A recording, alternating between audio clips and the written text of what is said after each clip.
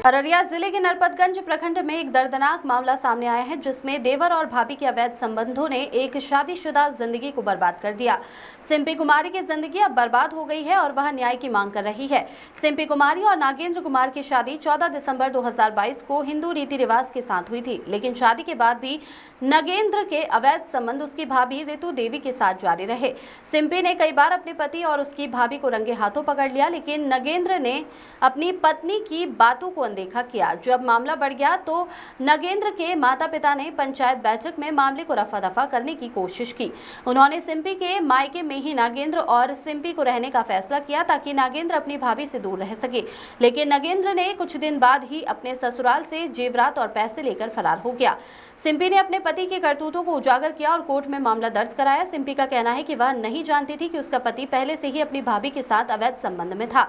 अब न घर का रहा न घाट का, दर दर भटक रहे हैं सिंपी। उनकी गोद में भी है एक छोटी बच्ची और पेट से भी है एक छोटी बच्ची। अब सिंपी जाए तो जाए कहाँ? क्या गलतियां की थी सिंपी? क्या बिगाड़ा था सिंपी ने किसी का? इस मामले ने समाज में कई सवाल उठाए हैं। क्या आज के समय में भी लोग अपने परिवार और समाज की इज्जत को दरकिनार कर अवैध संबंधों में लिप्त हो जाते हैं? क्या हमारे समाज में अवैध संबंधों को बढ़ावा दिया जा रहा है? इस दर्दनाक कहानी को खुद भी देखें और दूसरों को भी शेयर करें। सिंपी की जिंदगी बर्बाद हो गई, अब उसकी जिंदगी का क्या होगा? कमेंट में अपने विचार रखें और इस न्यूज को अधिक से अधिक लोगों तक पहुंचाएं। सिंपी की जिंदगी अब बर्बाद हो गई है और वह न्याय की मांग कर रही है। वह अपने पति के साथ नहीं रहना चाहती है और अपने माता पिता के साथ रहना चाहती है, लेकिन अब उसकी जिंदगी का क्या होगा? ये एक बड़ा सवाल है। समाज को अवैध संबंधों को रोकने के लिए क्या करना चाहिए? हमें अपने बच्चों को सही शिक्षा और मूल्यों की जानकारी देनी चाहिए ताकि वे अपने जीवन में सही और गलत का फैसला कर सके। हमें अवैध संबंधों को बढ़ावा देने वालों को सजा देनी चाहिए और उन्हें समाज से बहिष्कार करना चाहिए। अवैध संबंधों ने सिंपी की जिंदगी बर्बाद कर दी, अब वह न्याय की मांग कर रही है। हमें अवैध संबंधों को रोकने के लिए क्या करना चाहिए? ये एक बड़ा सवाल है।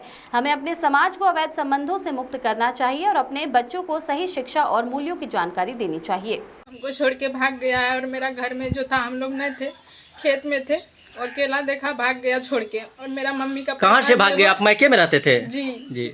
मम्मी का मेरा पैसा जेवर सब लेके भाग गया। एक बच्चा है और पेट से, हम कहाँ जाएंगे अब? और आप बच्ची की माँ भी बनने वाले हैं? कितने दिन के हैं? 7 महीना हुआ है। तो क्या कहना चाहते हैं? और जब उनको अपना भाभी के साथ ही रहना था तो मेरा ज़िंदगी क्यों ख़राब किया? हमसे शादी क्यों किया? हम देखते थे दोनों को एक जगह सोते, बोलते थे तो हमको बहुत मारता पीटता था, बोलता था नहीं रखेंगे, जाओ जहाँ जाना है, भगा देता था घर से। जी देखे थे। इसी कारण पंचायती भी बैठा था। किसी को दिखाए भी थे? गांव वाला को? सब गांव वाला को पता है। सब गांव वाला को पता है जी, जिसका भाभी के साथ नजर संबंध है।